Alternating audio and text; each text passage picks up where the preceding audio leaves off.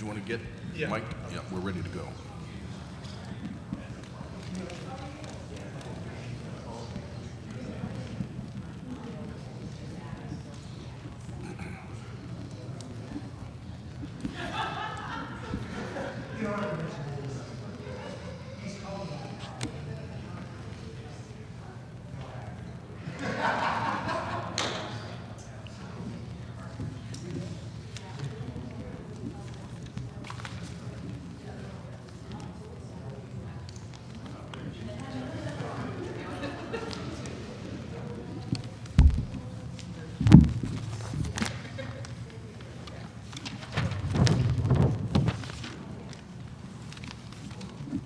You ready to go? Yeah, we're ready to go. I'll give it Mr. Mathis. I'll just grab it. Marty went to get Okay, it. yeah.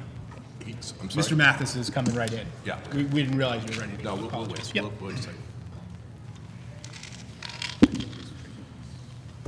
Oh, this is, all right, thank you.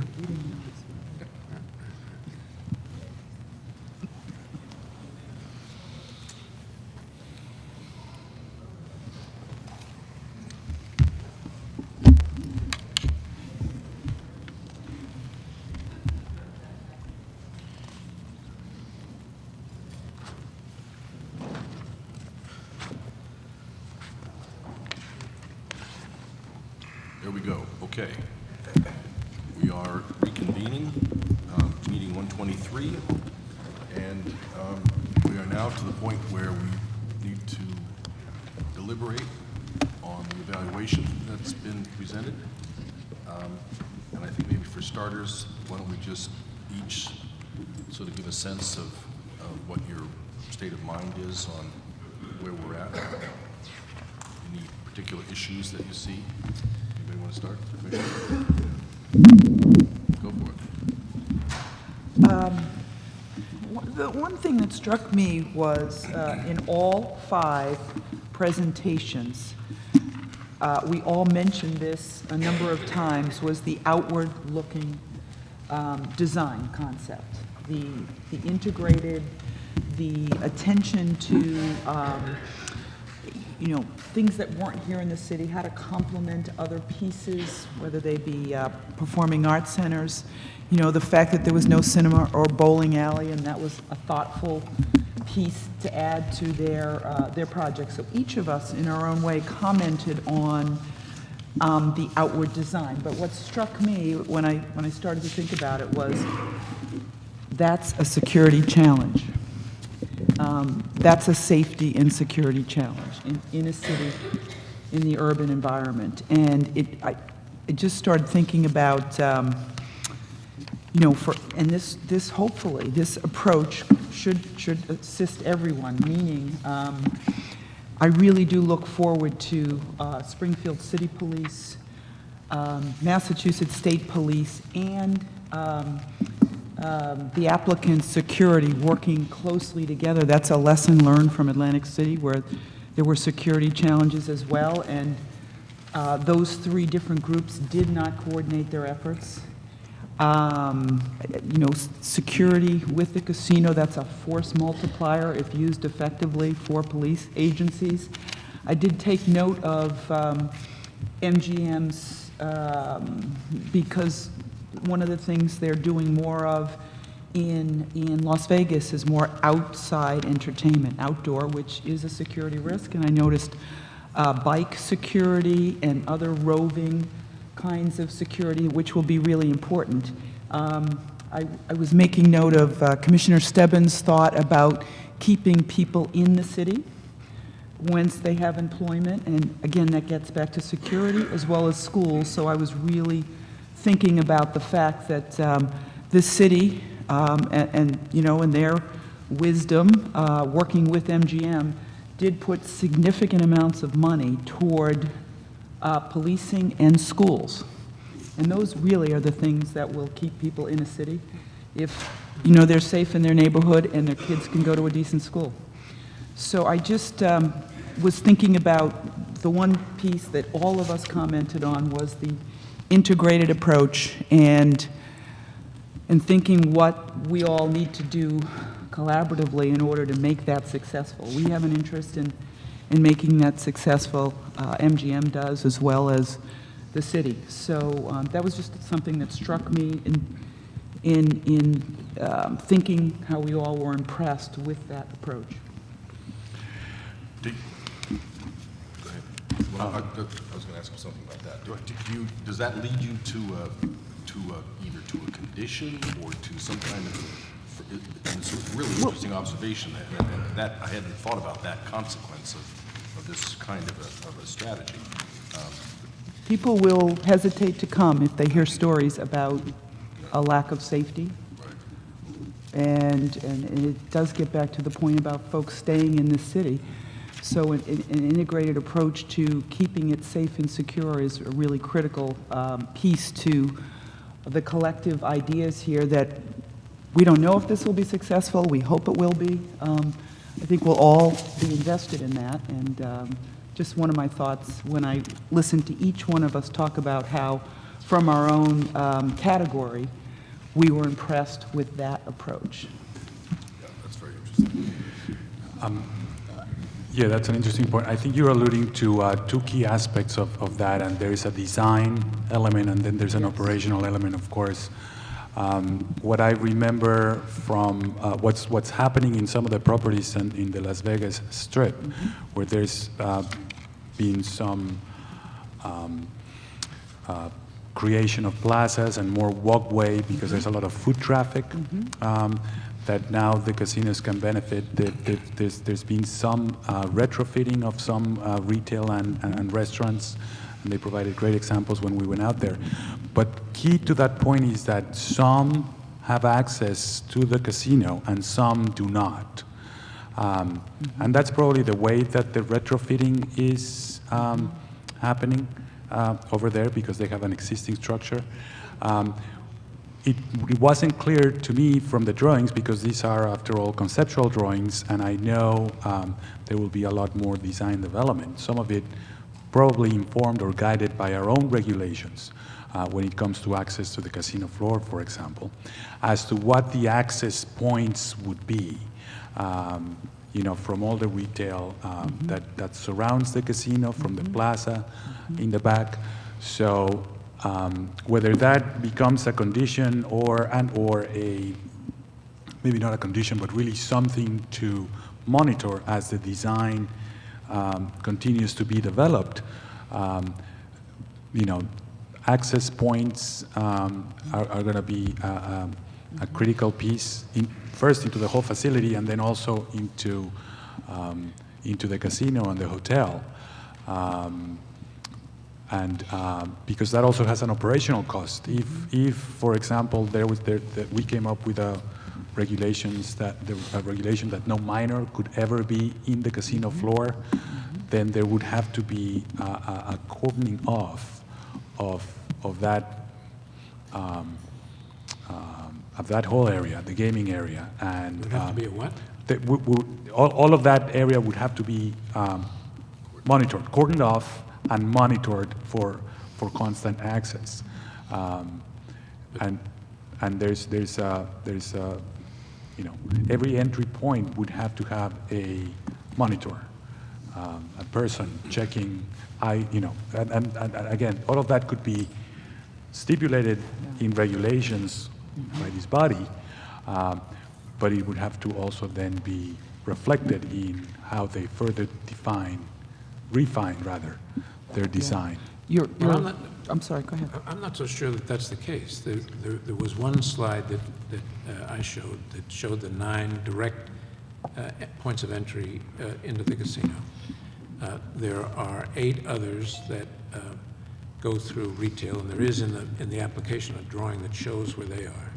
And then there are 2 on Main Street that go to the apartments, and from the apartments you can get into the casino. So there's a total of 19 entry and exit points into and out of the casino.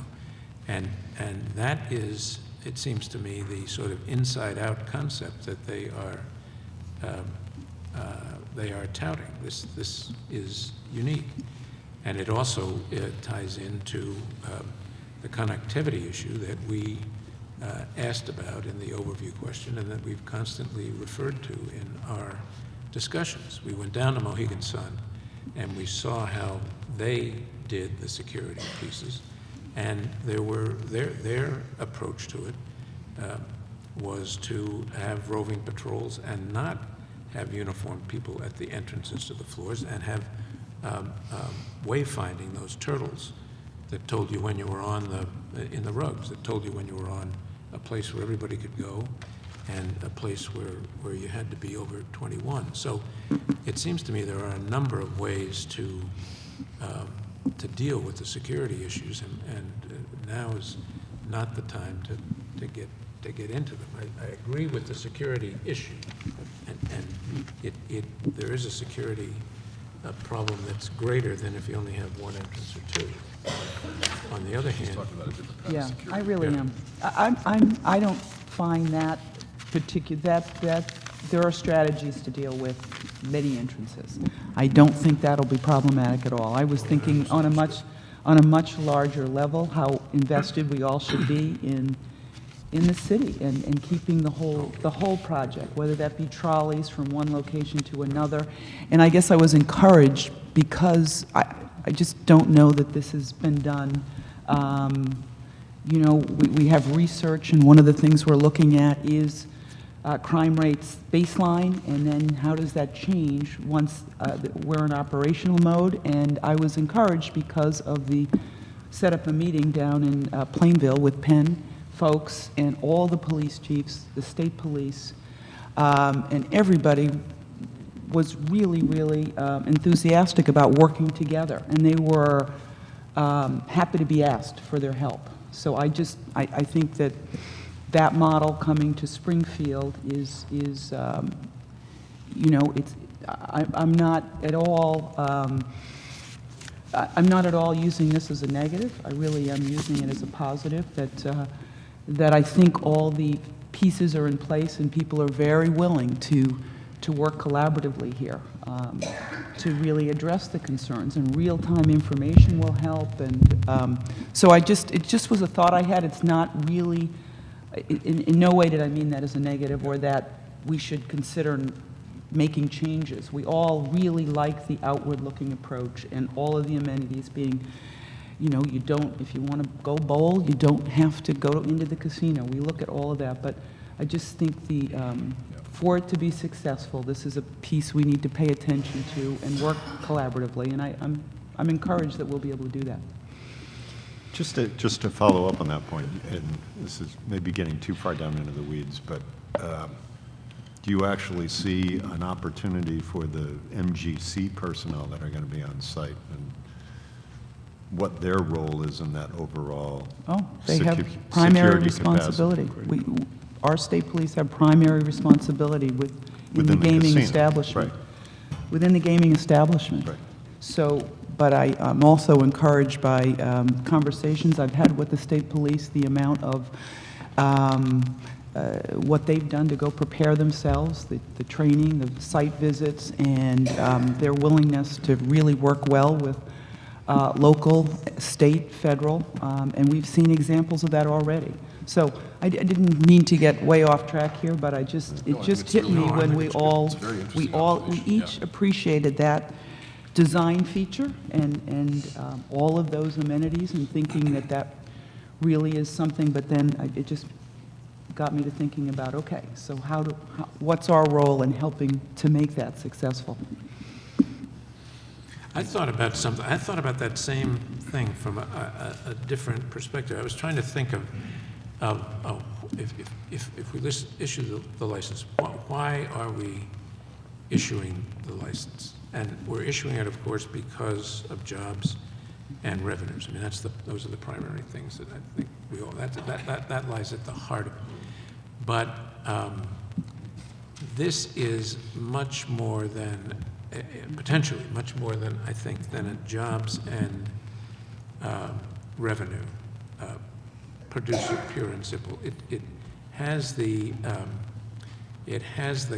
potential, and we've all talked about this in one way or another, it has the potential to leverage, to use an overused word, revitalization of a part of the city that's been terribly devastated.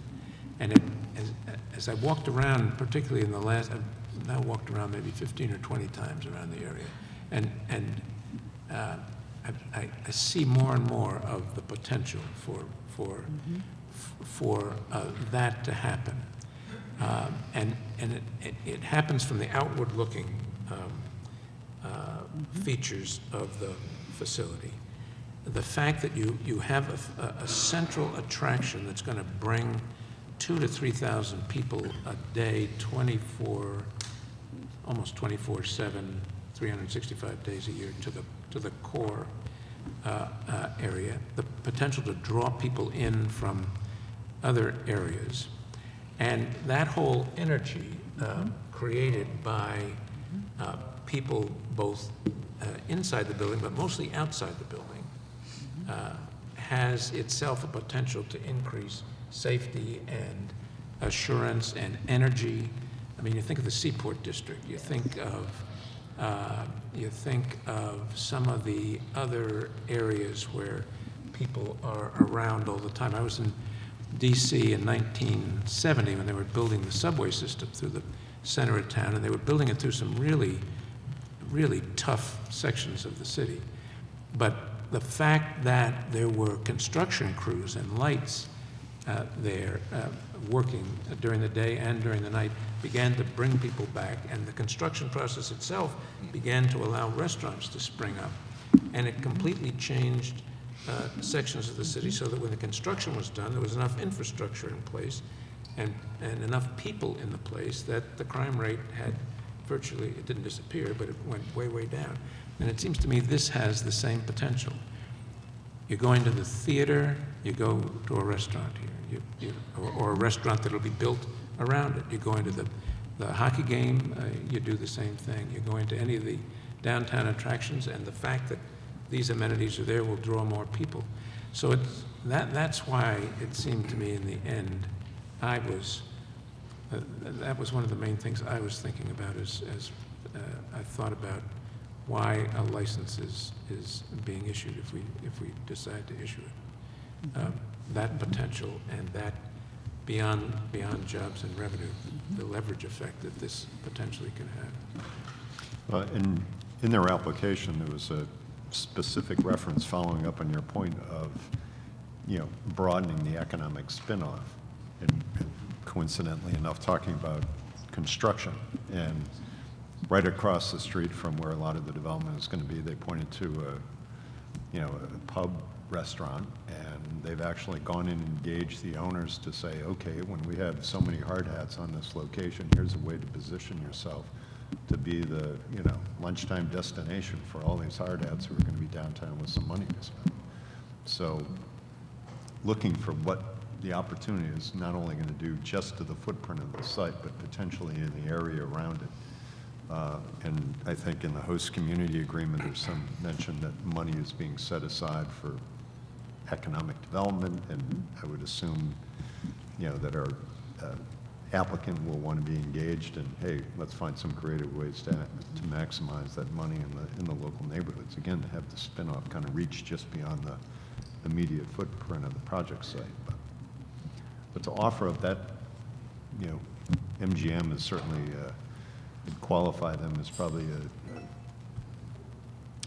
a company with good branding and marketing expertise, and to be able to offer that technical expertise to a neighboring business to benefit from the impact of even just the construction phase kind of says a lot to me about the applicant itself.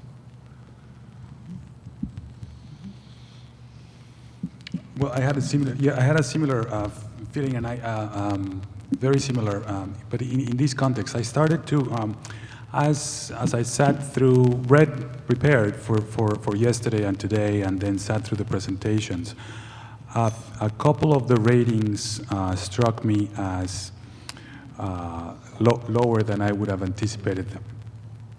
And from this perspective, a couple of the ratings, not the ones that I presented, but some from my other colleagues. Just to clarify the point. We agree. Some of your classmates. Well, but this gets to perhaps the notion that the sum is much more than all of the parts, or that the whole is much more than the sum of the parts. as perhaps the saying goes. What I saw looking at it at the inside out and the integration and urban integration concept, from a financial perspective, it brings some risk in the context of there is some additional cost. There is an incremental cost in rehabbing buildings with different systems, with different materials. There will have to be higher levels of contingencies because there may have to be some troubleshooting that is obviously not currently anticipated. There may have to be some contingency relative to timing, because if somebody was building just one structure, the fortress, if you will, the fortress concept, it would probably go a lot smoother. Again, there could be unanticipated events in any construction job, but the more elements, the more differences in between buildings and around the block that exist, the more cost that there may be associated with it. So from a return on investment perspective, we were satisfied, the team from finance, that there's great understanding of the market and the operations and the ability to get all of that investment return. But so what I thought was perhaps a risk in the finance side, I imagine would be a real positive on building site design and tourism, because it is all inside out. I understand the concept of revitalizing the main street, that there's this ripple effect that can come to the block nearby and the block beyond. So there is a rationale, and I'm really confident that the marginal cost, the extra cost that's associated with it, has this great positive on these other criteria. So that was my initial. I don't know if we're going to go back and re-rate some of these. I don't think it's necessary. I think also the unique position that we're in with only one applicant may have, at this point, may have the effect of us really thinking hard about each one of these ratings in the abstract, but in the whole, which is, I guess, the point that we're all getting to, there's a real positive in my view. I know where you're going with that. We each rated them very good, by the way, which is an excellent rating. But you're talking about individual ratings, I realize. And I agree that if there had been competition here, this particular applicant probably would have shined in a lot of areas. Where there's no competition, it's hard to compare. But I think that's where you're going with that. And I'll emphasize at this point. I'm not sure that I do understand. I'm sorry. I do emphasize that it is at this point. We've talked about, and the applicant has talked about, that this has been indeed a very competitive process up until now. The fact that the city of Springfield, which you alluded to, Mr. Chairman, initially, conducted its own competitive process initially, quite possibly resulted in what we have here today being a really good proposal for the city. It really looks like they took everything the city was looking for and incorporated it into their application and into their design as it continues to evolve. Make the point. I was just making the point, about to make the point that I was thinking about. I take myself back to the very first time that the city announced that it was going to conduct its own competitive process. It was early in our own process. And I remember very vividly, after one of our meetings, some in the media came to the chairman, and I was sitting right next to him, and they said, can they really do this? Can the city really do this? And I remember that's exactly my own thought. Can they really do this? We need to go back and check. Let me check. First of all, the Gaming Act, and we did. Let me check procurement laws that I'm familiar with, Chapter 30B and others. And, lo and behold, they could and they did. Fast forward to today, and, we have before us an application that is very much what the city wants in terms of economic development for the whole area, not just something that ties the amenities that are indeed here and perhaps a little underutilized, and maybe that's not the right word. They could really be enhanced by some of the points I've made before and we've made before relative to things like the trolley and the promotions and the agreements and the underwriting of certain events. So I'm very pleased now looking back at that process, at that competitive process of the office of the mayor, and look at it, from an entirely different but very, very pleased perspective. Yeah, that's interesting. I think, I agree with that. We were all perplexed by that idea and at first resistant to the idea. And I do think it's important that, and we can say this at a more public time as well, but I think the city deserves a lot of credit. I mean, they really thought through what they wanted. The competition seems to have been a really, not only legitimate, but a really constructive process. I mean, they get a big amount of the credit for us feeling as good about this proposal as we do.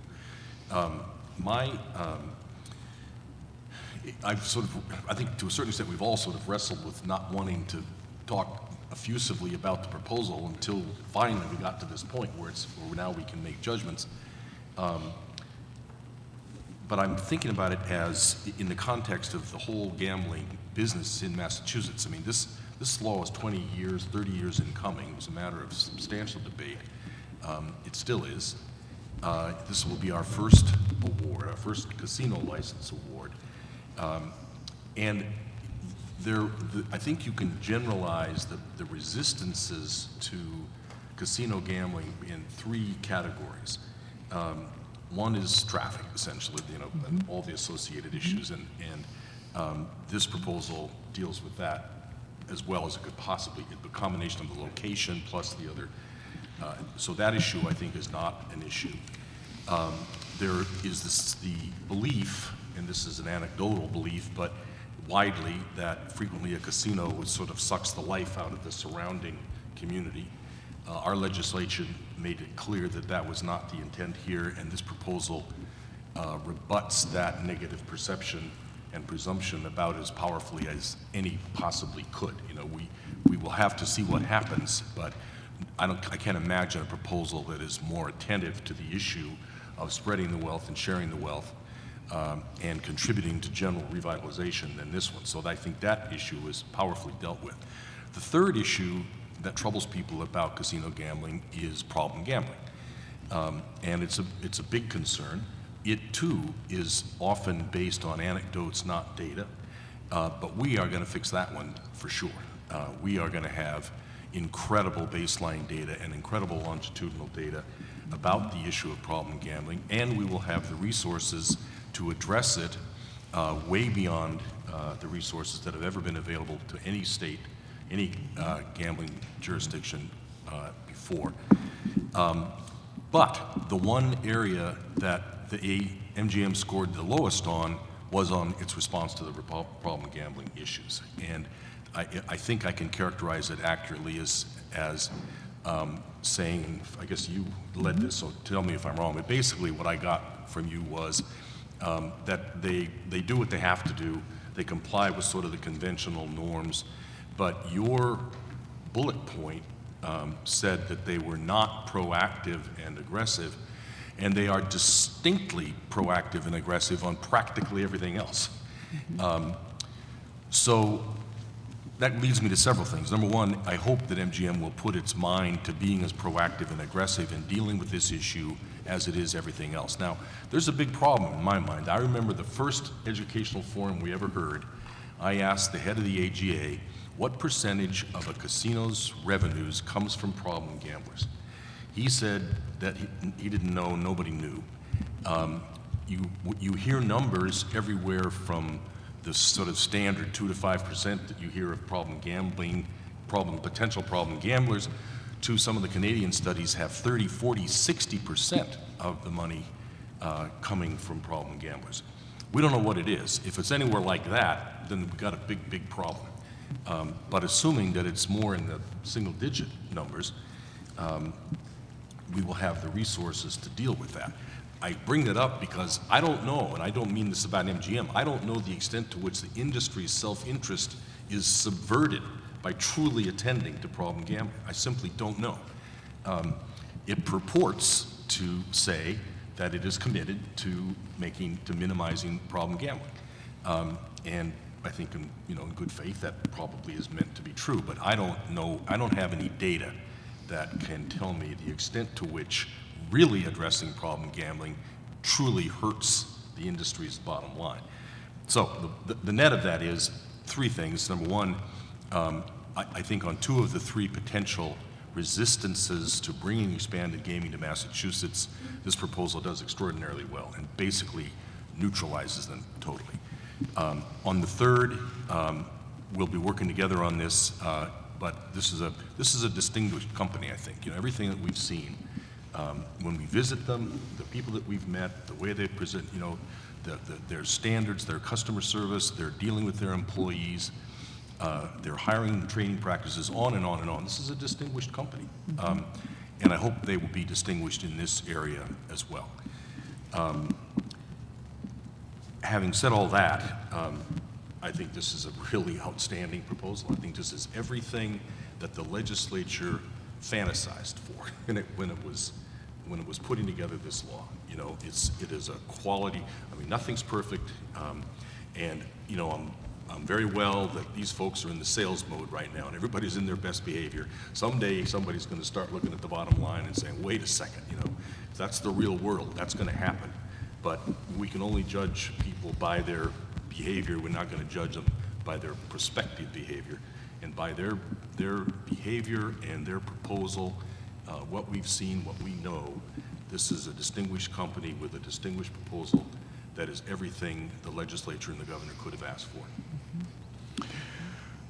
Can I speak to one of those points? The one about problem gambling, I think we have a very active role to play, which was part of Commissioner Cameron's point yesterday in your response, Mr. Chairman, and I completely agree. They will do what we require them to do, and I think that's the nature of that dynamic. When it comes to this issue, I know it goes beyond just following a set of rules, and that also plays into their character and approach as a company that I'll speak to in a minute. But I think we have all the tools, as you mentioned, to get a lot of baseline data. Those efforts are already taking place. There's many nuances in our legislation that direct us to address and enable us to address many of these issues, and we will make recommendations to the legislature and inform our own regulations based on a lot of all of that research. But there's also important aspects that indirectly but importantly touch on the issue of problem gambling, which I see something that has been happening with MGM especially, but other companies, national companies or international companies as well, which is this shift into really the entertainment, the hospitality business, where gambling is only one of the components. It's not the only one. It's not the principal driver. It's not the principal driver. It's not in Las Vegas. Oh, Las Vegas. It will be here to begin with, but if this is successful, they actually, we spoke to this yesterday, part of their business strategy is driving customer visitation with much of the amenities that they have.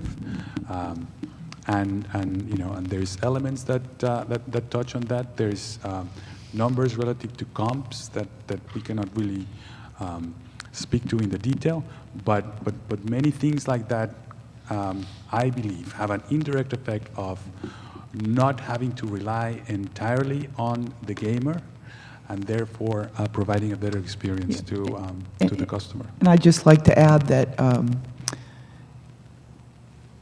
it's accurate that their written response was not as robust as we would like it to have been when it comes to answering the questions regarding problem gambling.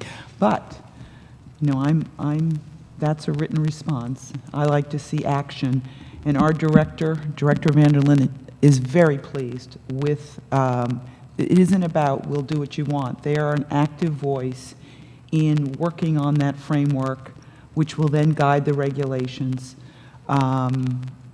So that's important to me, and I think we need to note that it's not, okay, the written response may not have been as thorough, but the fact that they are now actively involved.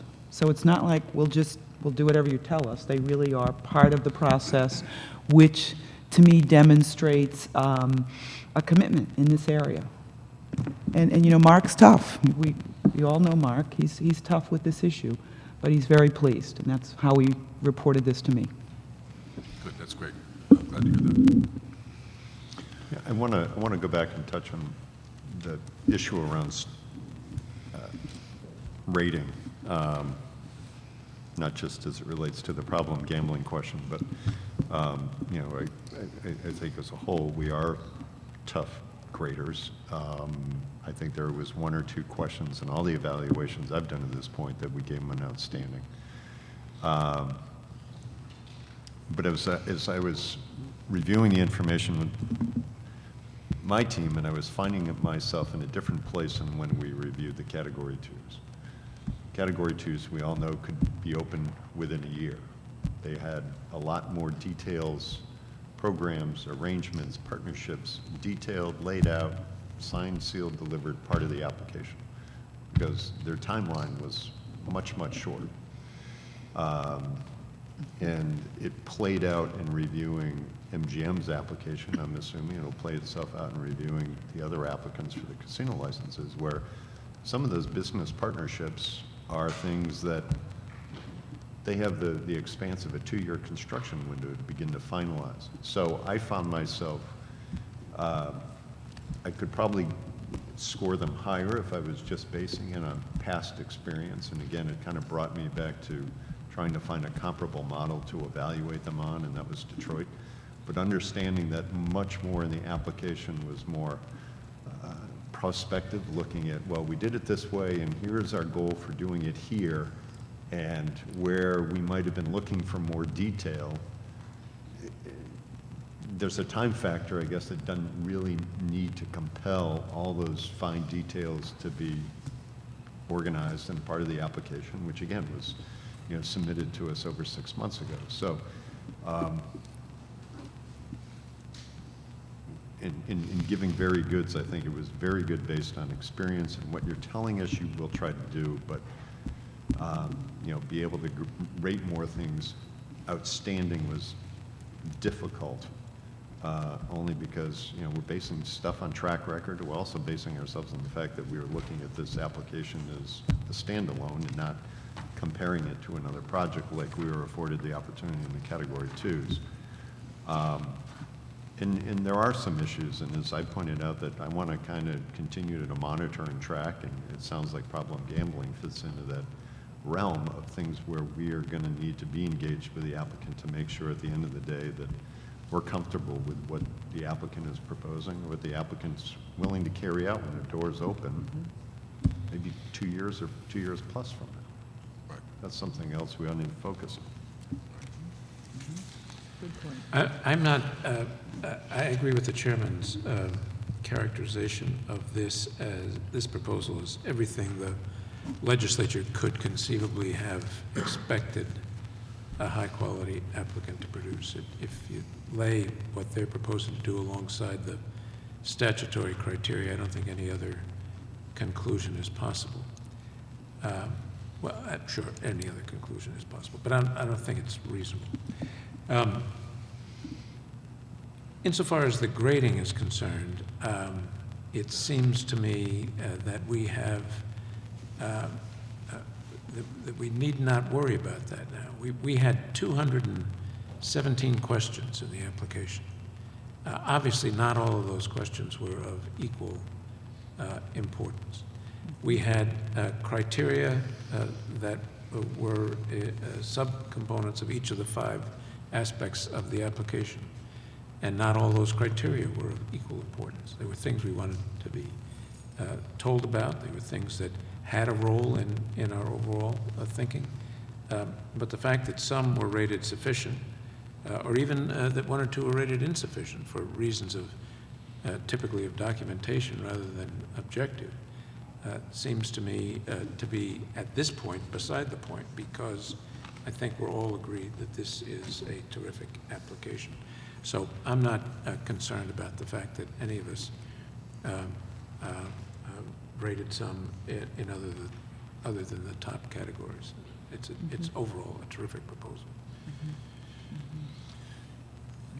So, shall we put forth conditions? I think it's pretty clear where we're coming down on the wish to make an award. There are a set of conditions that are standard operating procedure, right? Like the compliance with the anti-laundering. There's several conditions that are SOP, which probably we should be reminded of. But are there any other conditions that we want to take away from this to add to an award? Well, I'm sorry, you want to No, I start? was just going to say, other than those that we mentioned in our presentations? Yeah, well, I guess we should probably, we have to agree to those if we're going to do that. Right. Yeah, right. And yours were documented, Commissioner McHugh. Yeah, I had 4 that I mentioned. The first was, had to do with bus shelters, and the text was complete the bus stop and shelter upgrades mentioned in your public answer to application question 425 in a manner that the city and the PVTA determined is consistent with the surroundings and quality of the proposed development. And I mentioned that the idea behind that was to be a sort of talisman for the importance that's placed on the public transportation outreach and outlook that this proposal is capable of engendering. So I would propose that as a condition. I spoke to this one because I would sort of like to broaden that to look at the weatherproofing, if you will, of all of the mass, or as much of the mass transit and outdoor areas as possible. And if you could expand, starting with bus shelters as discussed, but I do think it would be, just off the top of my head, a relatively inexpensive, quite substantial addition to the humanity of the place if it was ready to accommodate bad weather better. So if you could walk from place to place under some kind of a roofing, if there was maybe some of the time there was outdoor canvas coverings or something. I don't know what you all could do. I'd just like to expand it to think about that more broadly, because I think that's a real benefit for people if it's intended to. Well, I don't have any difficulty with expanding that. The trick would be, I mean, the summertime walking around in an open I take this space. back, yeah.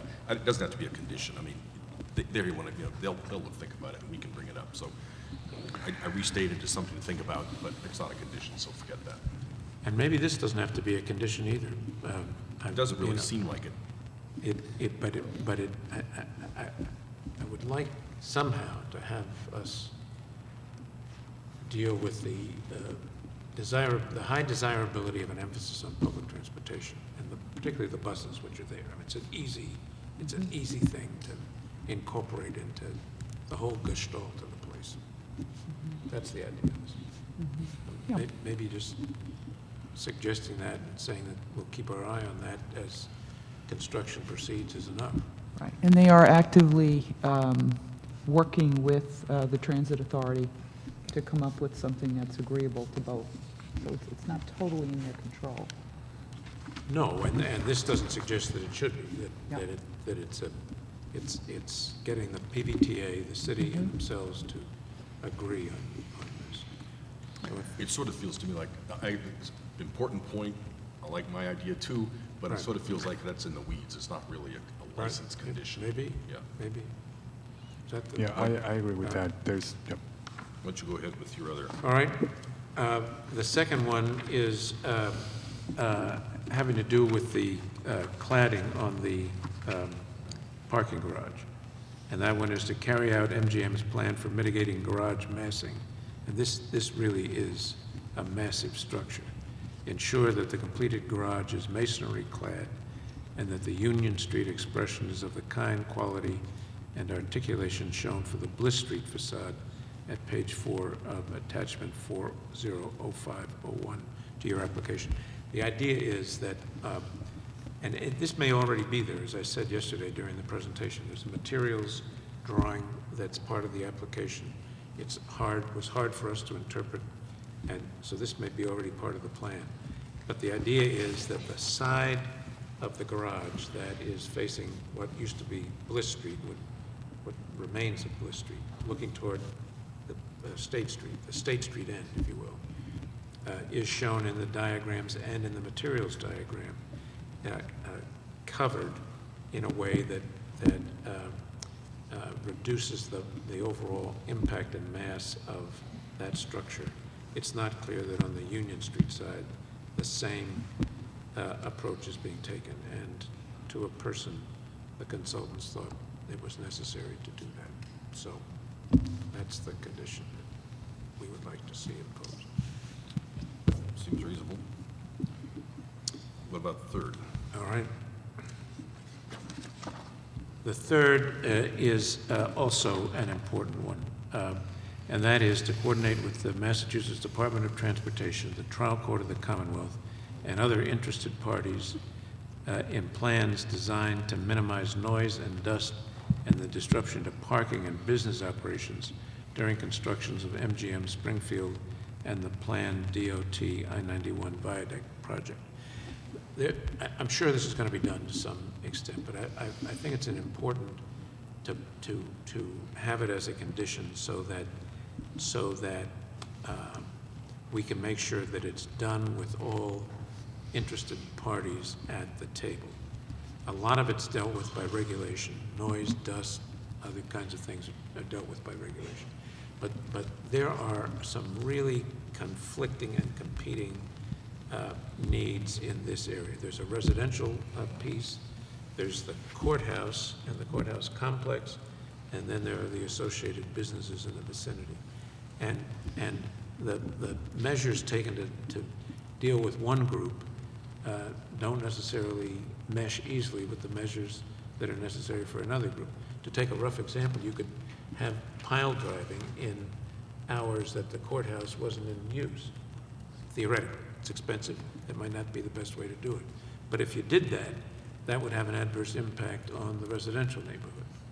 So how you do this and how you minimize this impact really is going to require some careful thinking and coordination between all interested parties. MGM, to its great credit, has offered to and planned to undertake off-site parking to deal with the parking disruption and to build the garage first to get the parking back in place, and has undertaken to find 3, I think, satellite lots to which people will be directed and then driven downtown.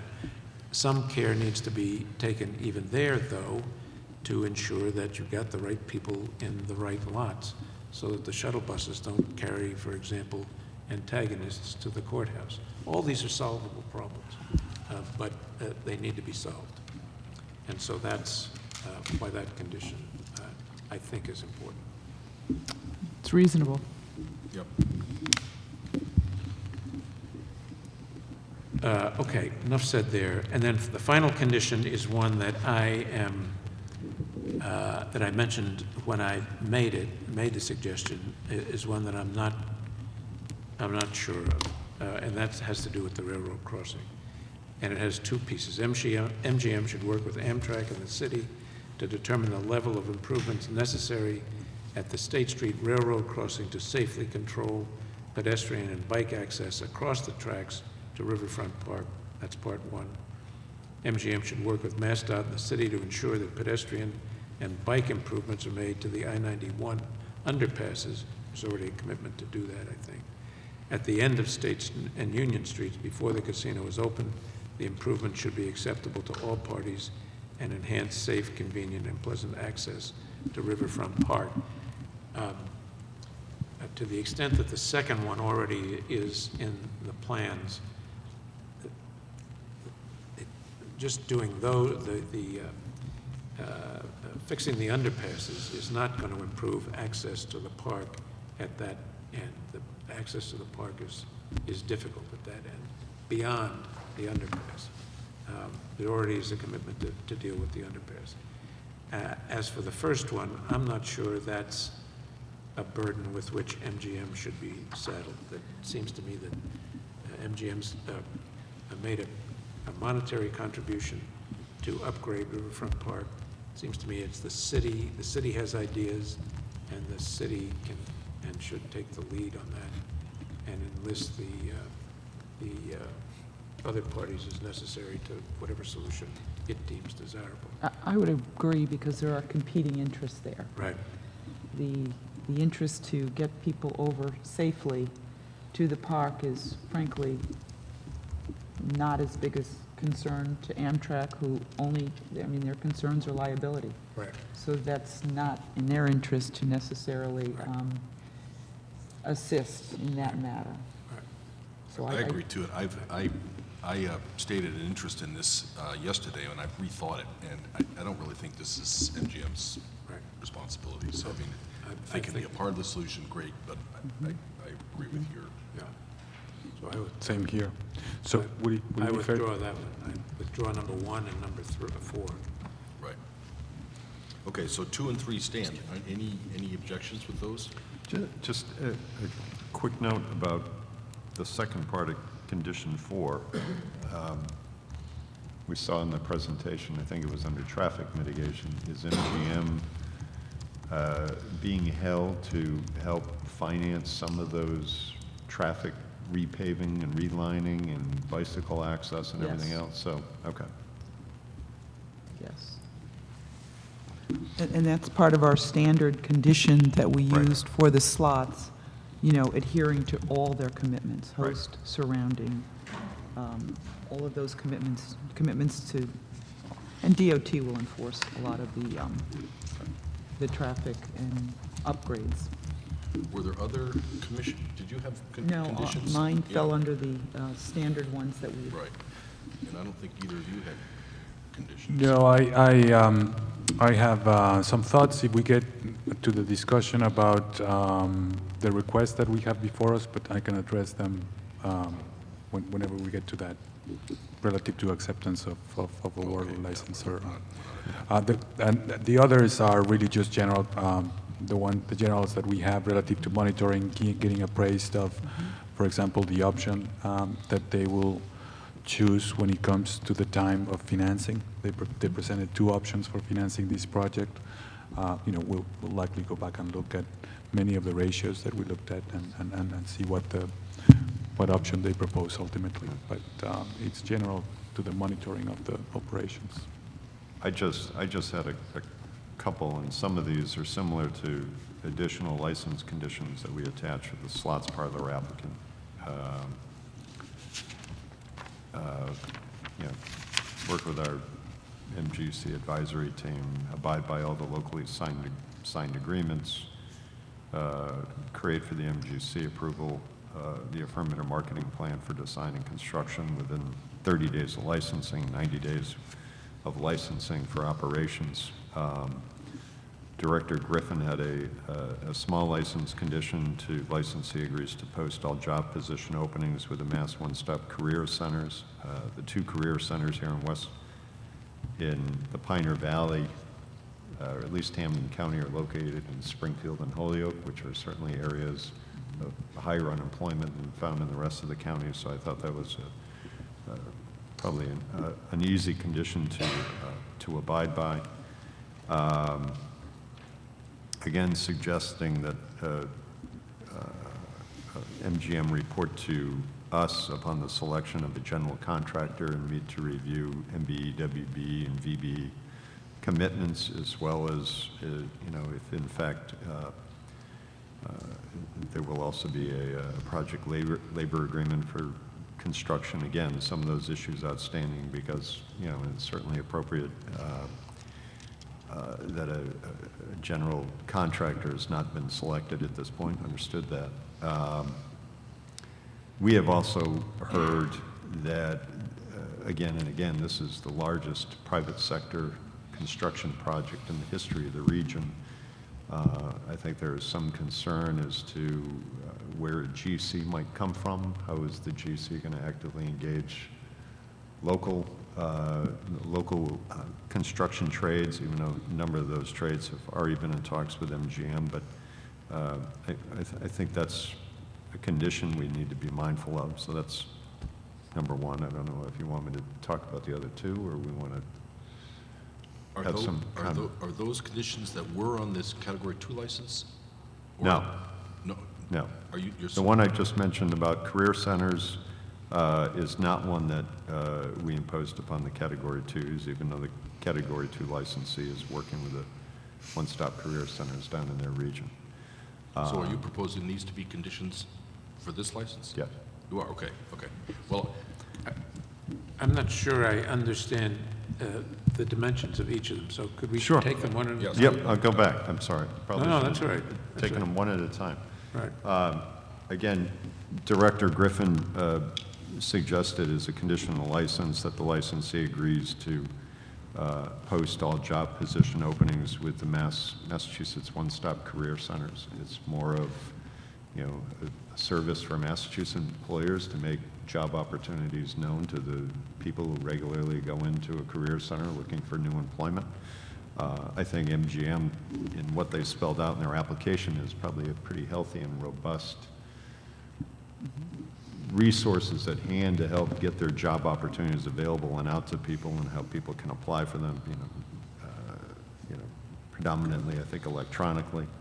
But she asked that be a stipulation in this license, and again, probably for anybody that we license in Region A and Region Okay. C after this. So that would involve simply posting things at one facility. Right. or two. But I think we can get that done in the affirmative action plan. I don't, it doesn't quite feel to me like it rises to the level of being a license condition on the award. It could easily be, I think, folded into I mean, I can't imagine affirmative they marketing would plan. resist it anyway. Right. But Right. I think we can do it at a different level. Okay. I think license conditions ought to be pretty macro considerations, at Agreed. least presumptively. Okay. What's your next one? My next recommended conditional license was report to Mass Gaming Commission on selection of a general contractor and meet to review MB, WB, VB commitments and targets, and discussion around a project labor agreement. That one too, I mean, will get taken care of in other venues, but it may be the selection of the general contractor, since it isn't identified, is something that we would sort of want to pay particular attention to. And so that might be a condition in my view. Just to sort of raise attention to it, if nothing else. Yes, for a variety of reasons, I think that would be a good condition. I think it is if nothing else, a measure of progress where we are on the where we are on the project. So I think it would be, and it's simply a reporting requirement. It's not onerous. It would be a helpful thing for us to know when it arises, Yeah. and if it and when it doesn't. And I think, Mr. Chairman, you raised this, some concern from your group about, you know, aspirational ratings and for percentage of business being contracted with these vendor groups. So, I mean, it's, obviously, we hope that, you know, the GC will have a good track record in that regard, but I think we'd be doing ourselves a disservice if we weren't in the communication loop or the, you know, understanding that connection, and that's a pretty important step in the process.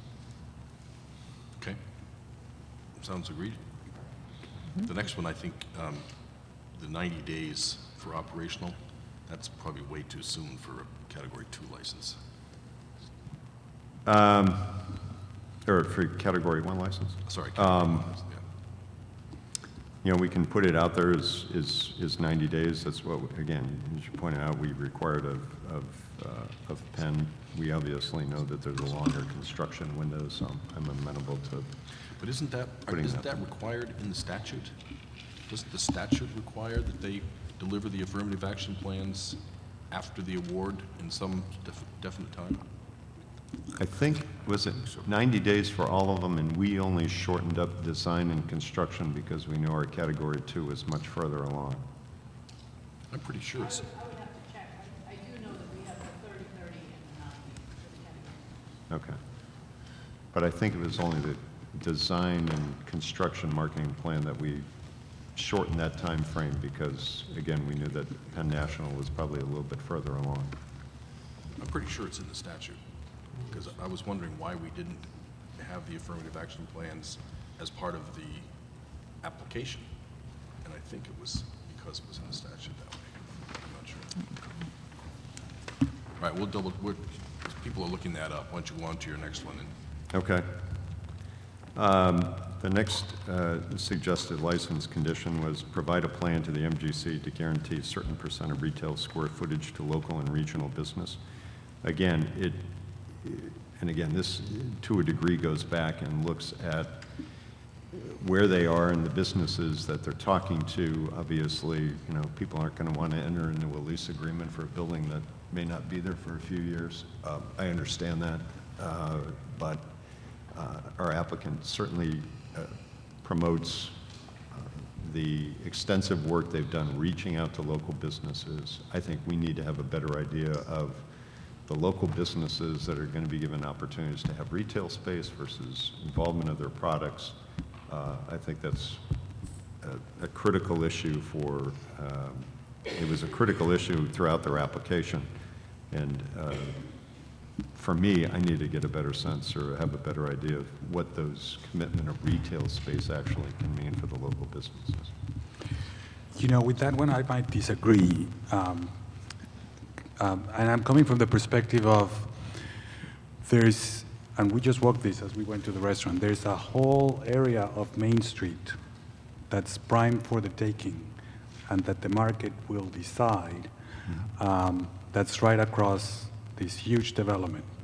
And the same is true for State Street, and the same is true for Columbus Street. So, I'm sorry, Union. Columbus is not. So, some of the comments that we heard when we came out here relative to the activity that may already be taking place on those adjacent properties is very positive. And the market could really dictate, just what that balance in terms of rents, mix of ripple effect might this development entice and serve as a catalyst. As I mentioned before, from an operational and strategic perspective, I'm very pleased that they control and operate a lot of the retail that is within the site that they are developing, because that brings the benefit of supplementing and complementing their business strategy. This is how they drive business. And what we would hope could happen is that there will be the positive effect by local businesses deciding to move, even if they're a couple of blocks down the street, deciding to move, open up right across from their facility because there's enough foot traffic going on there. Again, I point this out, and I'm flexible on this. I just think, again, we're 2 years away from, opening the doors. Markets are going to change. Increased development is going to have an effect on retail space, et cetera. And again, for me, maybe it's more having more defined conversations on you're committing to local businesses having an opportunity to either sell their goods or operate retail space. Maybe it just involves, I think it's something we need to have a closer eye on, and maybe, continued conversations and negotiations with our applicant as to what that really means. You pointed out in your application that there are local businesses that are going to be involved. We all understand that some of those details are not clearly defined because we're still 2 years out, but you've used it to promote your application. Now just help us understand the model, the lease, the arrangements, the market, et cetera, as you go forward, so that those small businesses are not excluded. It's not to say, I don't want to dictate. I'm the guy who says, I don't want to overregulate somebody who's bringing all these jobs. The market and decide. investment. I agree, and I should have framed my prior statement a little bit more carefully. Because I know that there is a plan to have very much local small business in the plaza behind, nearby where the skating rink is proposed, where clearly, your point fits rather well. When I first was making my point previously, I was thinking of the perimeter retail around the casino and around Main Street, but the point is well taken. And it's only a reporting requirement, so it's It's collaboration. to a degree, help us Yeah. understand, but Yeah. you've made commitments, and obviously local business involvement is just a piece of their application, but if you're focusing on it, it's a strong point to your application, then let's just make sure we see how it works and works effectively. I think that makes sense. Yeah. Maybe don't want to beat this dead horse, but if we were, for example, if we were to require that they have certain price points for their own retail, that could actually have a detrimental effect, Understood. on the vicinity. So- Understood. Did we get an This is answer? this is just a reporting requirement. Yeah, just a reporting. Did we figure out, is that in the statute? A reference to a plan is there's no statutory deadline for a plan. There is no statutory Okay. timeline. Okay. Okay, so I guess it's in our regs? No, it is not. We Huh. set it up for the category 2 license. Okay. So I'm flexible with those days. If, again, we'd look for the affirmative marketing plan for the design and construction piece within 30 days of the license award and 90 days for operational. The operational, we may want to extend out. Again, we're looking at a 2-year construction cycle and when they're going to have a lot of those relationships nailed down. But How was that a negotiation or discussion with the Category 2 licensee?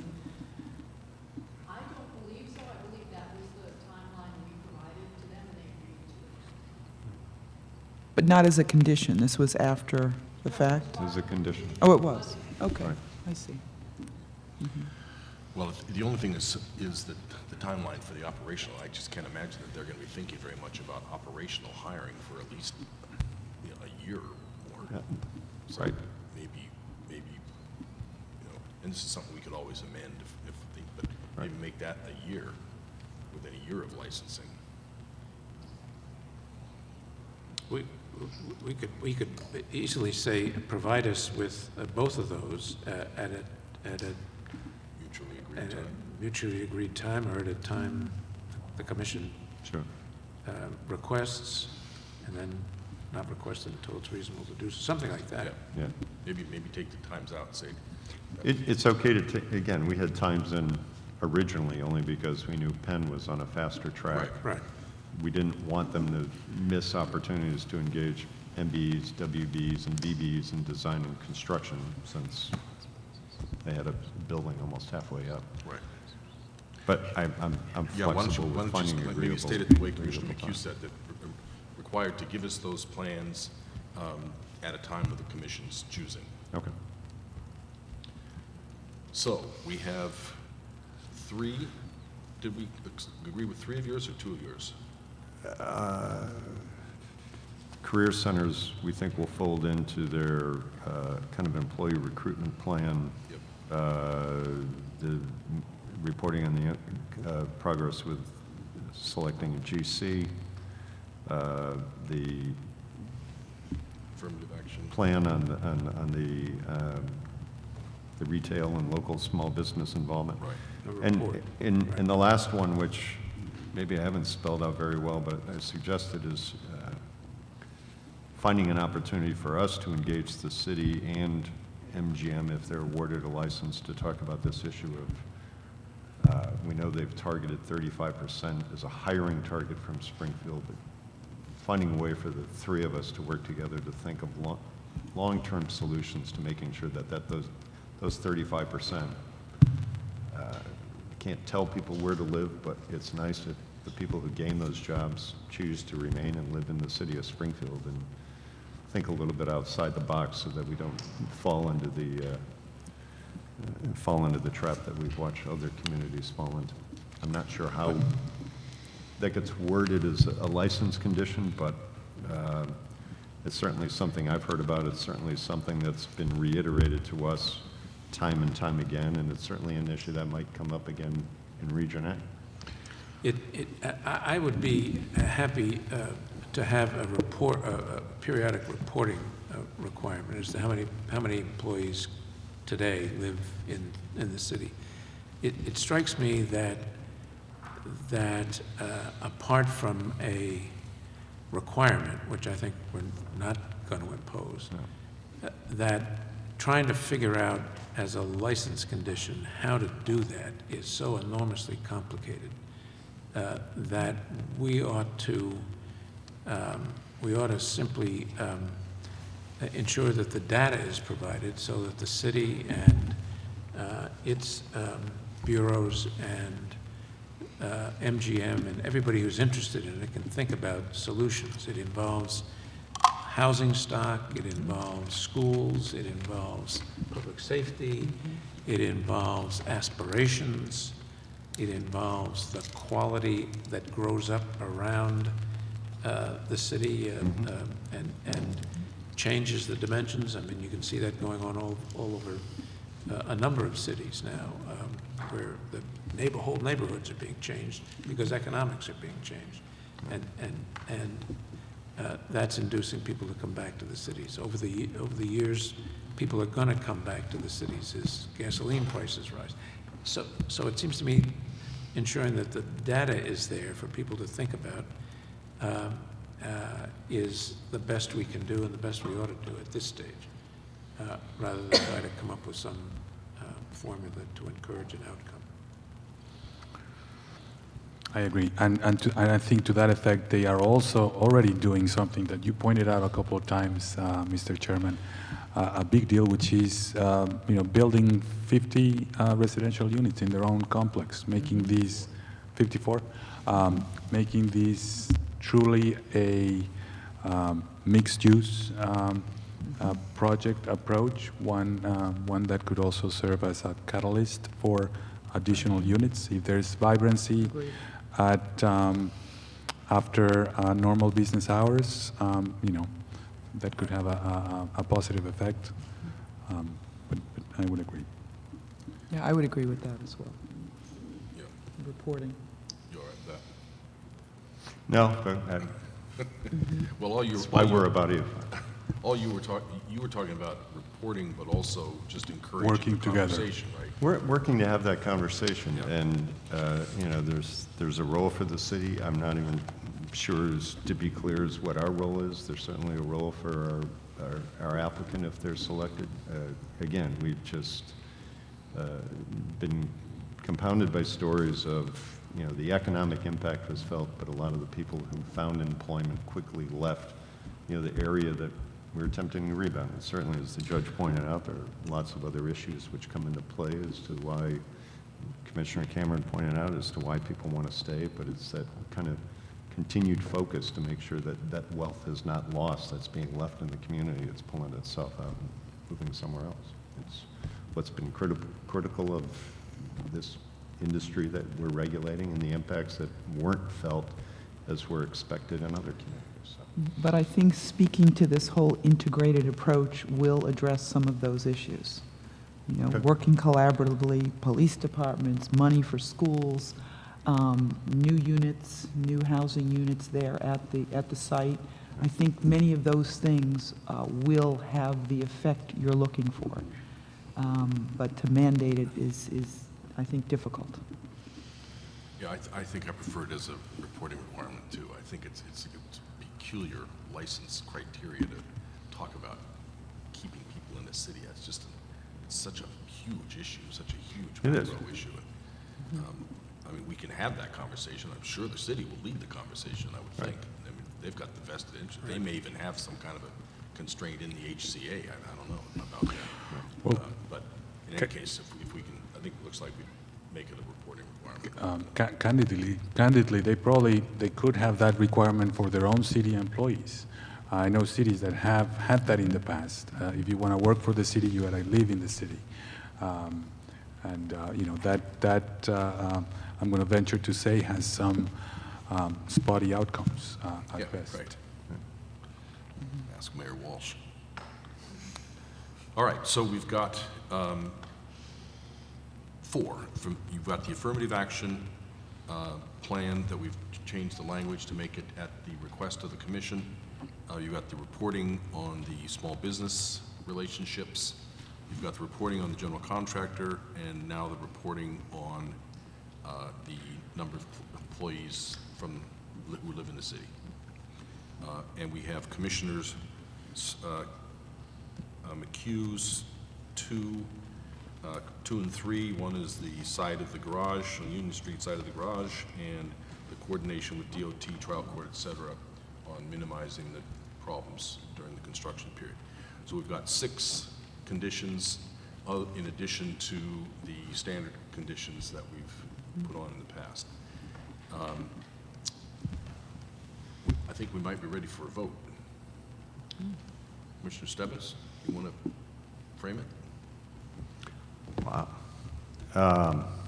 After careful assessment and review of the RFA2 application as provided by MGM and for Region B, and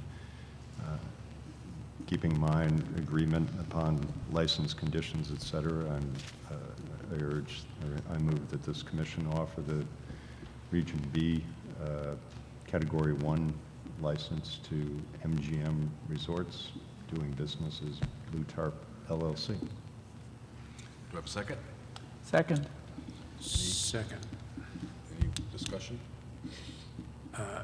Yes, we framed the motion a little differently the last time, and I don't want to be technical, but we did not vote initially to award the license. We, I think,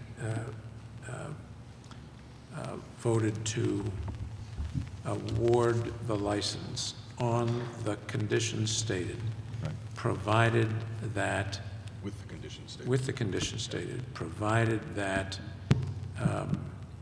the applicant accepted those conditions and reported back to the commission of its acceptance, at which point the commission would make a formal and final award. And so I would offer that as an amendment to the end of the motion you just made. I would accept that friendly amendment. The point of this This is why we have the judge offer a motion. Yeah, right. well, the point of this being that we're not awarding a license by this vote. Correct.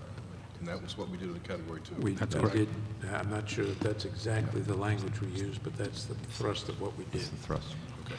Because we came back on Friday, as we will hear if this if this, and had another vote, and that was the formal license awards vote. And it's important that everybody understand that this is a vote designed to put on the table our preparedness to award the license if the license conditions, all of them, are accepted. But it is not today a formal award of that license. Okay. So amended. We'll let the recording artist figure out how to make up that motion. Any further discussion? All those in favor of offering the award, or of the motion, please signify by saying aye. Enthusiastically, aye. All opposed? The ayes have it unanimously. Congratulations. Thank you. You're welcome. Thank you. So I guess we will temporarily adjourn until, we're going to sit around? Yes, we're adjourning, and we're going to get a report from staff on where we are in terms of the offer of the award. All right, we are temporarily adjourned.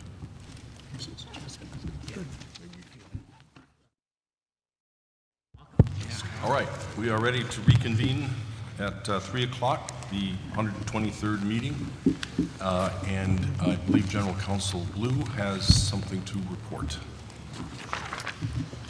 Thank you, Commissioners. Staff has had conversations with the applicant regarding the conditions that you have requested on the license. Before we get to the applicant, I just want to remind the Commission that under our regulations, 205 CMR 11806, number 1, the Commission has certain options in terms of the grant of a license, and you essentially have 4 options. You can grant the application for the gaming license with appropriate conditions. You can deny the application for a gaming license. You can extend the period of time for issuing a decision to get more information if that's required. Or you can issue a decision on the application for a gaming license that provides that a license shall be awarded effective as of a later date. And That's in that our date regs? is, That's in our regs? that's in our regs, yes. That's Right, reg number that's right. 118. Right. And that date is that later date is a date to be determined by the Commission. Right. So you have before you a draft copy of proposed conditions to the license. We added the license conditions that you just talked about before we adjourned, but the applicant has a counter-proposal they would like to make to you on some of those conditions. So what we would propose is that the applicant go through this document with you and explain some of their concerns and issues, and then we will have questions from the Commission, and John and I and other staff members are here to answer questions as well. So I'd like to let the applicant go and go through the proposal for you. Okay. Thank you, Catherine. Thank you, Chairman Crosby, members of the Commission. Jed Nozel from the law firm of Brown Rudnick, representing Blue Tarp Redevelopment and MGM Resorts International. I appreciate the opportunity to walk through an alternative really over, and I'll concentrate my comments on the timing regarding the and payment of the licensing fees, construction deposit, and other major financial obligations. First, I'd like to thank Catherine Blue, John Ziamba, Director Day, and others at the Commission for their time over the last several days and weeks in having discussions regarding the application of their regs to a particular set of circumstances that we now find ourselves in. We completely understand, certainly, that those conversations are just between staff and not in any way binding on the Commission, but nonetheless, we're very thankful for the opportunity to get some input from staff regarding the application of their regulations. As you know, this is an issue that we've been discussing for approximately the past 6 months or so. This was an issue that we had raised initially in our application. We've provided comments in various forms over the last several months in connection with the form of the license, in connection with comments that we filed in a presentation that we made to the Commission back on April 17th. The Commission has noted this as an issue and recognized its authority to address this issue in correspondence to the legislature back in late May as well. And as the Commission's aware, there's currently a matter pending before the Supreme Judicial Court seeking the Court's approval of a ballot initiative that would make changes to Chapter 23K that effectively will make casino-style gaming unlawful in the Commonwealth. Until this matter is resolved by the Court, or ultimately the voters, MGM seeks to delay the effective date of its license and the corresponding payment of the licensing fees, the construction deposit, as well as other significant financial obligations. The licensing fees, including the $85 million statutory licensing fee, commission assessments, construction deposit, are all due within various timeframes over the next 30 days. Likely before the court decides the current case, and will be certainly before November, should this matter go to the ballot.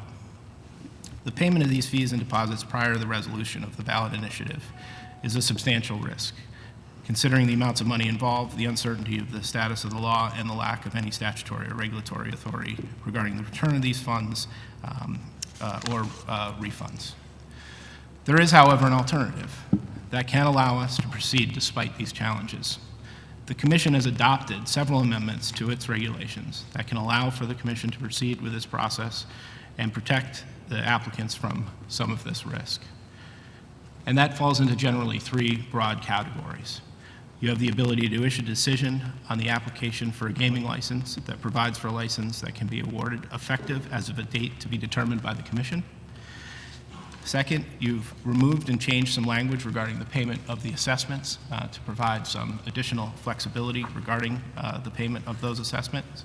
You've added language that the Commission may allow as a precondition of any award that a licensee pay fees on an installment basis before the license is issued. Collectively, these regulations provide a mechanism to address Blue Tarp's concerns with the license, potential license conditions discussed today. As I mentioned earlier, we've worked with staff and operationalized a proposal that will make Blue Tarp's award effective and issue the license at a future date. And we've made a commitment to paying a substantial portion of an assessment to the Commission based on figures that have been provided to us by staff in connection with the Commission's projected, at this point, fiscal year 15 budget. I'm going to walk through those, and I believe that you have a document in front of you, and I can just detail that a little bit more. First, essentially you're awarding this license in a similar manner to the structure of the Penn Award. And we really use the Penn Award as sort of the basis for obviously developing this proposal and tried to adhere to the previous Commission precedent as close as possible. Second, using 205 CMR 118.061D, which General Counsel Blue has mentioned, we propose that the award would have a future effective date and thereafter issue without further action by the Commission. And this is contained in the third, I guess it would be the fourth paragraph of the document that you have in front of you.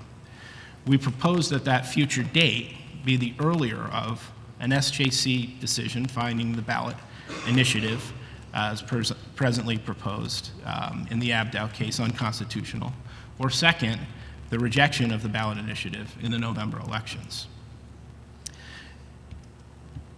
MGM is then, Blue Tarp is then committed to making payments of fees as are reflected in the following provisions, starting on with paragraph 4, that we would pay our essentially assessment to the extent that the to the extent that the effective date is after June 30th, within 5 days of the effective date. That includes paying the license fee as well.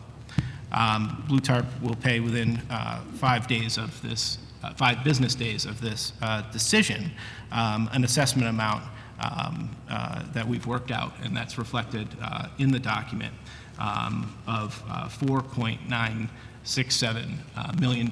Again, calculated on the formula that's utilized for purposes of determining the assessment, which would also include a payment of the full slots assessment for that year. The commission assessment is then prorated or paid for essentially the first 2 quarters, those two adding together using, again, the staff's budget projections adjusted for purposes of dealing with certain investments that may need to be made in the second half of the year. That's how that particular number came over, and I certainly defer to commission staff to provide additional details about that calculation. Fourth, we would pay the construction deposit in the form of a bond of approximately $51 million within 30 days, again, of that effective date. Fifth, we would then make the commitments regarding the required land acquisitions, also consistent with the statute, 60 days from the effective date. We've also added a provision, again, through discussions with staff. I believe it's found at number 19Q. And which will require us during the period between the award of the license and the effective date of the license to take all reasonable steps necessary to obtain all required. Excuse me, what's 19? I'm sorry, 19. It's number 20, section Q. Oh, sorry, 20Q. In the document you gave us? In the document, yes. And it talks about the applicant taking all necessary steps to continue permitting and other actions during the period between the award of the license and the effective date of the license. That's not 20B on my document. No, it's 20Q. Q. Sorry. 20 is long. Got it, sorry, okay.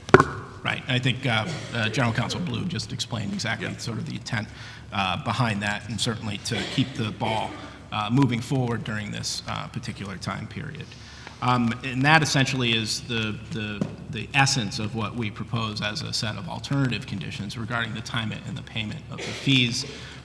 It's our position that we've come up with a proposal that's consistent with the statute, the regulations, and then one that adequately balances, I think, the interest between the Commonwealth and that of the applicant. And I appreciate the opportunity to present that, and we're available to answer questions, respond to any issues that the Commission may want to address. Questions? So I take it that this is premised on MGM's election not to pay the statutory license fee of $85 million now, or within 30 days. Is that MGM's position?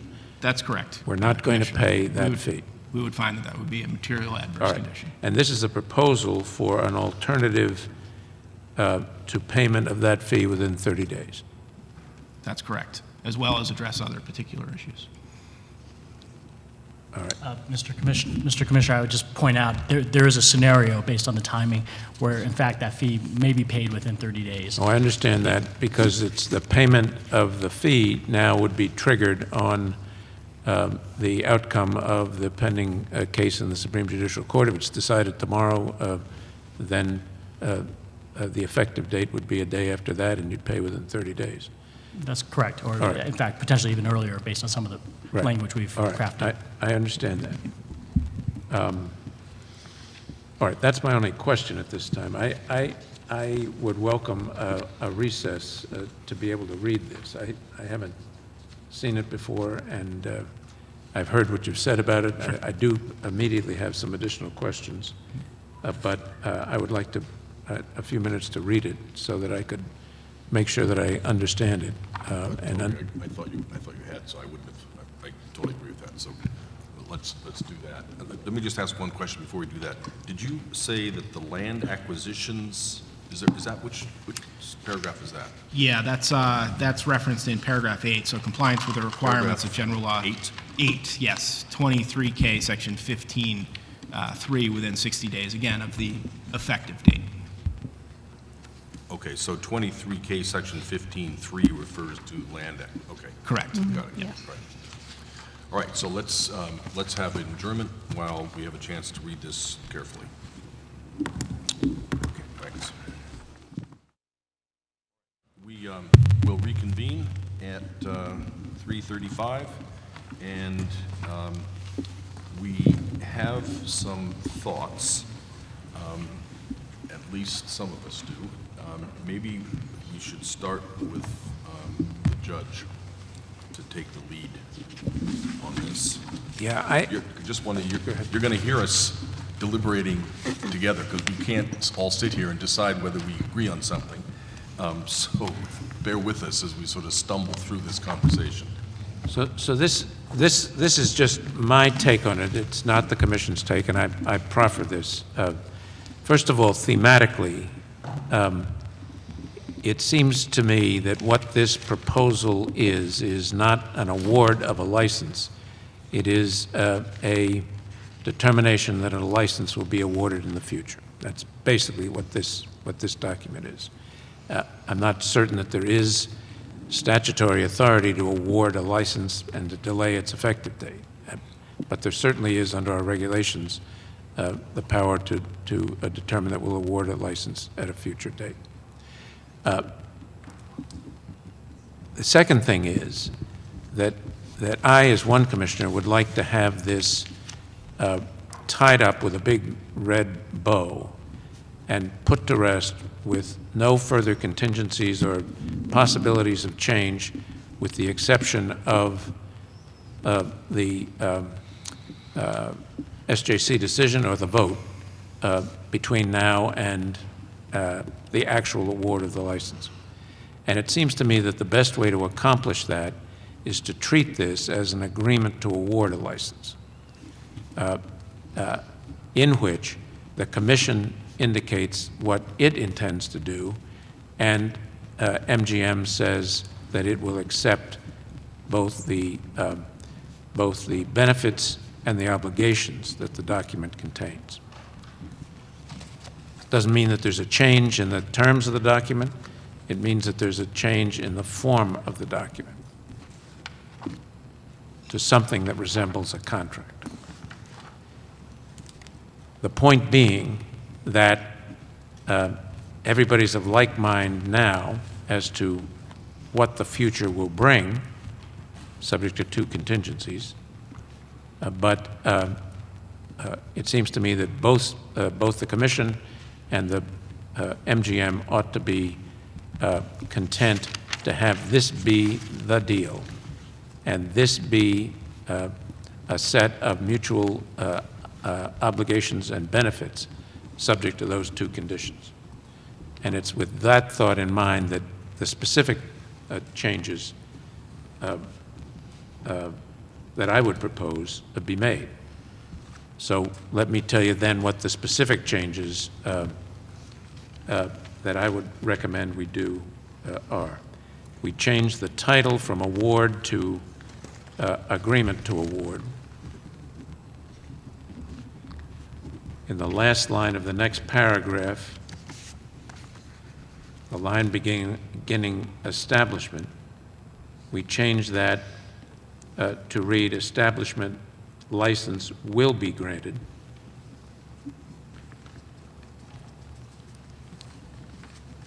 We need to define what the gaming establishment is, and that's not crystal clear at this point, so I would recommend we take that out and reserve that for a later date. We can do that. Can I just make one suggestion as you're working through this? The way we structured this document was, it was an attachment to a decisional license. So I don't want to, I didn't mean in any way to confuse the commission if you were thinking that this was a standalone document. This was, the way we did it with the Penn license was we had a whole decisional license format that was attached to this, which then talked about the sections and your evaluations and defined the licensee and things like that. So I'm not saying we can't do what you propose. I just want to make clear that this would be an attachment. This was set up originally to be an attachment to a license decision. And would it function as that? So Yes. So there will still be the written, whatever the word that we use, the process. The determination of the issuance of a Right, license, yes. why we concluded. Yes. And that, this will be a part of it, and all that together will be, Would be the award, the award. yes. Just as we did in the Category 2, Yeah. the only difference is in the Category 2, we had a comparative license award. We were going to follow the same format for this. These were the conditions that would be attached to that. So there would be a very full discussion of your evaluations, your deliberations, why you found the way you found. I know we attached signature pages to this. We probably shouldn't have done that, but these would be the conditions in the same format that the Category 2 was issued. Well, I go think ahead. he was suggesting something different. I am suggesting something different on the premise that we have no power, I thought, to make an award and then delay the effective date of the award. The statute says the $85 million is to be paid within 30 days of the award, and I thought our regulations were designed to give us an alternative to making the award, making in effect a designation and getting payments and the like, but not making the formal award. So we have two regulations, 118 and 121. Under 118, we have the language that a license decision needs to be made no sooner than 30, no later than 90 days from the end of the host community, closing of the host community agreement. To that section, we added Section D, which we talked about, and which says, issue a decision on the application for a gaming license that provides that a license shall be awarded effective as of a date to be determined by the commission. Right. There are different ways to read that language. One of the ways to read it would be that the award takes place within that 30 to 90-day period, satisfying that time frame, but is effective at a later date. We also have language in 121 that talks about the payment of the license fee being in installments.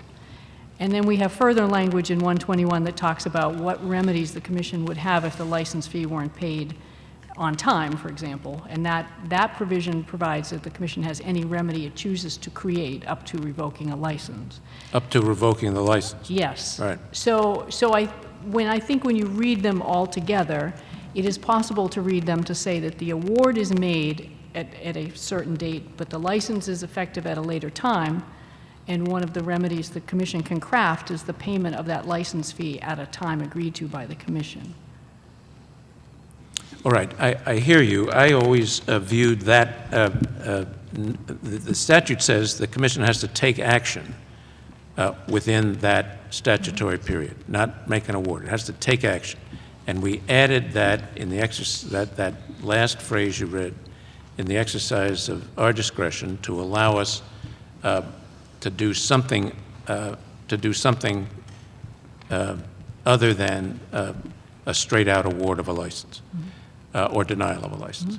And it seemed to me that the most natural reading of that was to say that we would award a license at a future date, rather than we would award a license today with an effective date in the future.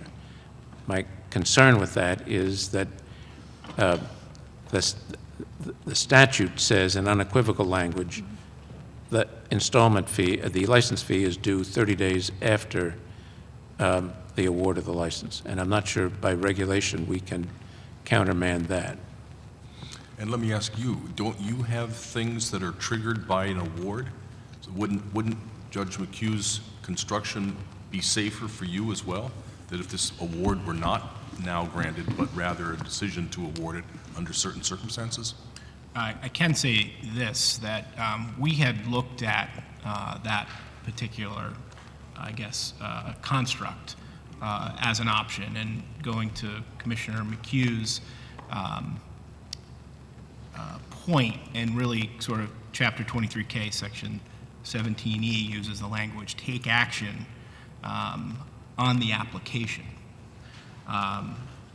Again, this is all subject, I think, to, certainly further, I hope anyway, further opportunity to discuss a change in the proposal internally with MGM. But I do want to point out that we had thought about that construct. And I think, Chairman, going to your point, what we're attempting do here, and again, sort of balancing all these interests, is certainly make the actual operational issuance of the license at a future date, whether that be it's through a future award or that it's awarded and has a future effective date, which then the license becomes issued. And I guess you can think about it sort of, when do we show back up and pick up the piece of paper, the license, the actual document, in one way to do it. I think there could be other constructs to that. Yes, well, this document, the framework for this document need not change.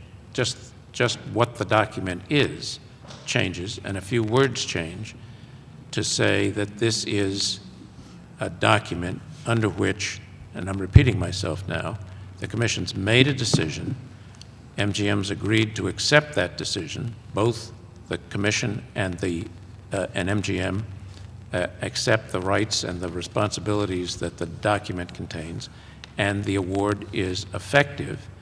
The award is actually made at the time specified in the third current paragraph of the document. I would modify that paragraph simply to say that the Commission will award it then, and take out the without further action, because I think a formal vote of the Commission to actually award the license in accordance with the agreement would be helpful to everybody as a time starter. But apart from that, the language would be the same. We'd have to figure out how to fit that with the effective date, which is one day after this happens. How would we coordinate? But let me just come back to that, because Right. that's sort of the second.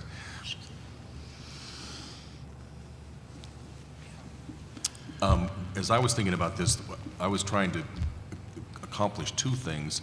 One is to make it clear that you are the winner, and I was going to suggest that we put a defined term in here, which is designated licensee, that after Blue Tarp, we call you the designated licensee. So it's clear to the world that you have won the competition. That's on one side. On the other hand, as Commissioner McHugh was saying, not to run the risk of triggering any number of issues by the use of the word award, which does occur in a variety of different documents, I think, as a potential trigger. So if we define, if we do it, call this an agreement to award a license, put designated licensee in parens after the first appearance of Blue Tarp, then this would be, and then there's a few other things I think we want to talk about. This would then become a freestanding agreement. This would not be something which is ultimately attached to the decision. The thing which is ultimately attached to the decision might repeat an awful lot of this, but this would be a standalone agreement independent from the decision. It'll repeat about 99% of it. Right. Yeah, So- okay. We would hold the decision document, which gets into the specifics of these deliberations, until the date of the award? Yes, I Yes, believe so, yes. That's right. We would hold it until the commission voted to make that award at that later date. So how do we do, we have right now the effective date is one day after either of the two triggers. How would your meeting figure in there? We would change that to 3 days Okay, and Okay. post it.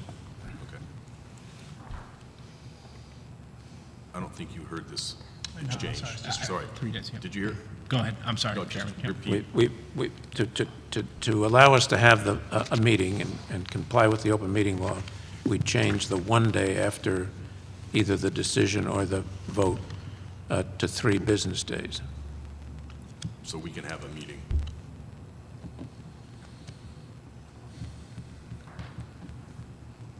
That's in current paragraph 4. And I was going to suggest two other things that I think relate. In paragraph 4, it says pursuant to 205 CMR, et cetera, gaming establishment license will be awarded and I would suggest, and Blue Tarp, and the designated licensee shall accept. So we're both committing here to move forward. Category 1 gaming license will be awarded, and designated licensee shall accept pursuant to General Law 23K, et cetera.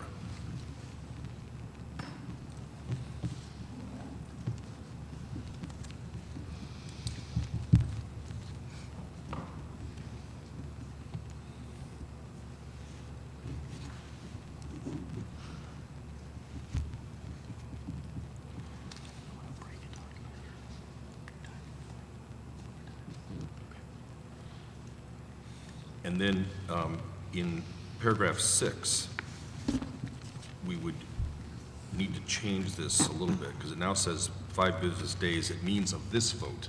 It's referring to what we do today at the installment, and we don't want to call that award the license. So within 5 business days of commission's vote to establish Blue Tarp LLC as designated licensee, which is what the action we'll be taking on Friday. Does that make sense? Right. Okay. That also applies to 6. That was 6 I was just talking about. Oh, so 5. No, because that's from the effective date. And the effective date will be 3 days after either of the 2 trigger mechanisms. 6 is Whichever's Yes, later. it's an installment, that's right. 6 It's is an the installment. installment payment that's Yes. being made. I think probably what you may want to say in 6 is upon the commission's vote to enter into this agreement Right. is probably Yeah. more precise for that. Right. Right.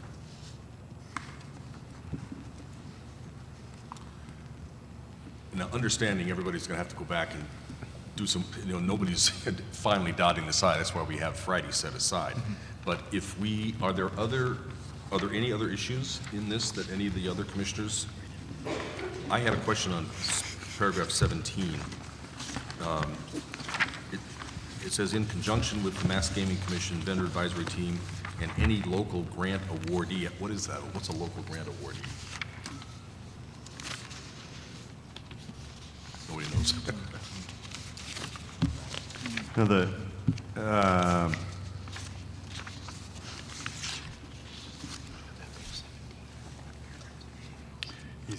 local grant awardee is the money that we are making available to the host community to develop a vendor development plan.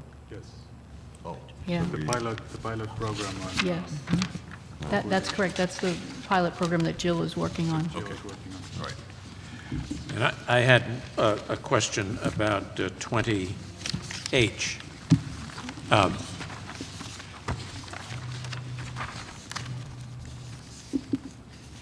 Because it seems to me it ought to be acceptable to us to have the lead gold achieved, Yep. even if it isn't achieved with the points now contained in the application. I mean, part of the lead process is to allow for contingencies. If you lose a couple of points in one area, you can pick up a couple of points someplace else. So I would put a period after certifiable. I would actually, can I offer a suggestion, Commissioner? Sure. I would strike certifiable and replace it with certified. Certified, that's right. That's the commitment. Certifiable was language of the statute, and what MGM has committed is Right. to actually get the certification. Plans to become certified was actually what it, but yes, certified. So the licensee shall commit to being LEED Gold certified, period.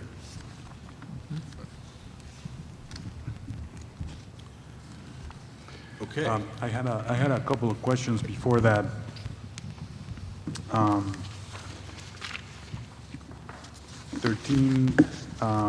Number 13, compliance with the construction plan specifications and timelines. as approved by the commission. This also assumes a future date, after the award, after the effective date. But there's a current timeline of 27 months, estimated to be 27 months of construction, which essentially gets shifted depending on what happens between the next 2 days. Is that a fair statement? Or is there any leeway to that duration? That's correct. The 27 months, think of it as a duration schedule, and the question is, when is the beginning of that schedule? And from our perspective, it's essentially a day-for-day delay based on the effective date. I think there's language which has been proposed by General Counsel Blue in 20Q, Yes, that was going to be my next question. which imposes on us, the applicant, an effort during a potential referendum campaign period to advance our project, at a minimum, to maintain the 27 months, but I think potentially to improve that time frame, and we would certainly do that through our own self-interest. It's a matter of where we spend those dollars and spend those resources, and I think that paragraph captures the spirit of that effort.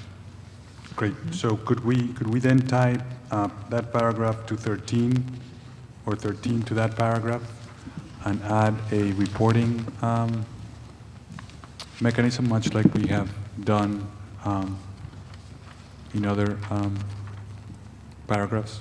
You would like reporting on a, perhaps a monthly basis during that period? That's right. Okay, That's so right. perhaps we could add that to 20Q, Yes, and would monthly be appropriate? that's just fine.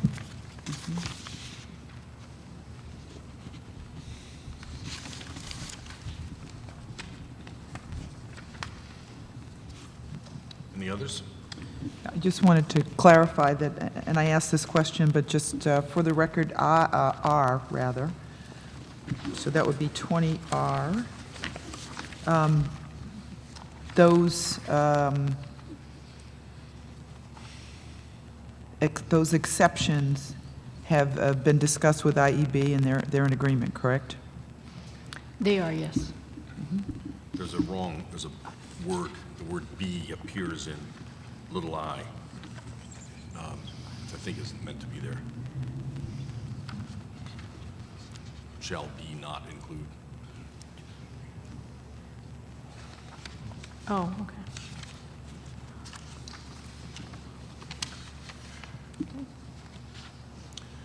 Anything else? Okay, I think what we are ready to do then is to have another vote, to be on the safe side, and we'll ask Judge McHugh to frame it, to accept the agreement to award a license. Well, let's just, before we get to a vote, let's just think through what's going to happen now. Okay. Right. We're going to take a recess, probably for the rest of the evening.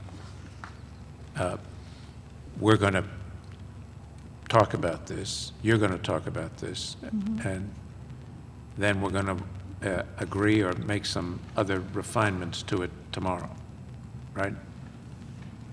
And then, assuming, as I do, that we reach a full agreement, then this will become effective.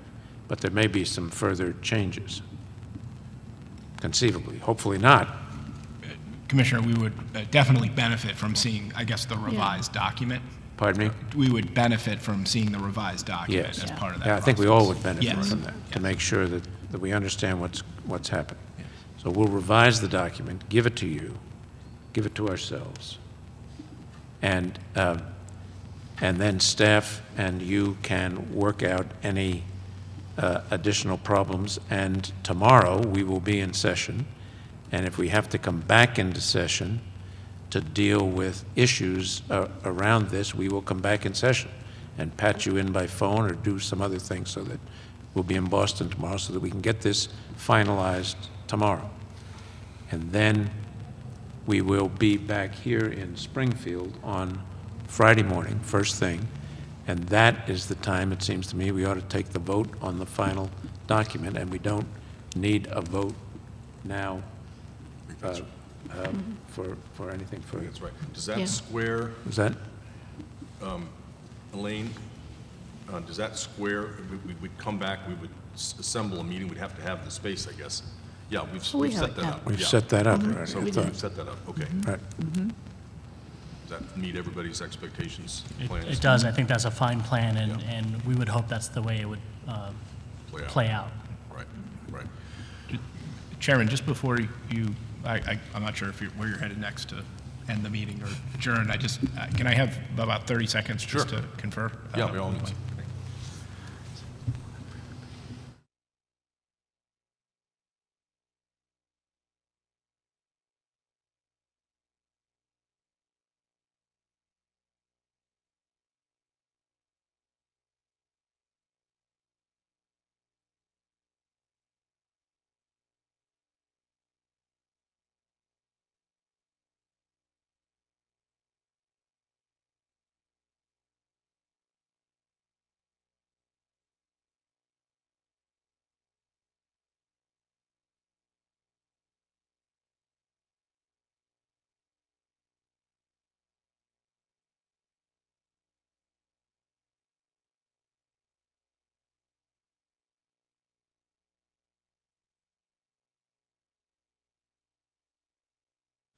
Thank you.